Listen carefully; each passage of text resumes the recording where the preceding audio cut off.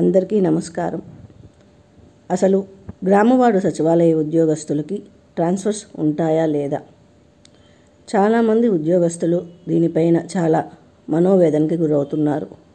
కానీ గ్రామవార్డు సచివాలయ ఉద్యోగస్తులు ఆందోళన చెందాల్సిన అవసరం లేదు.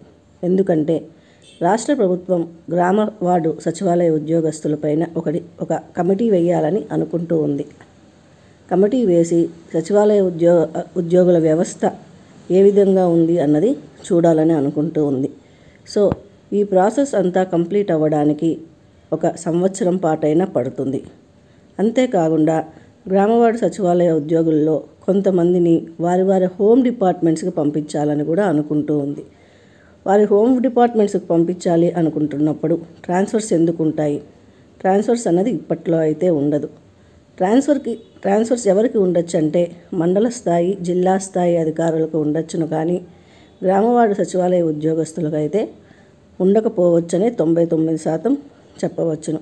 కాబట్టి ఎవరు దీని గురించి ఆందోళన చెందాల్సిన అవసరం లేదు. ధన్యవాదాలు.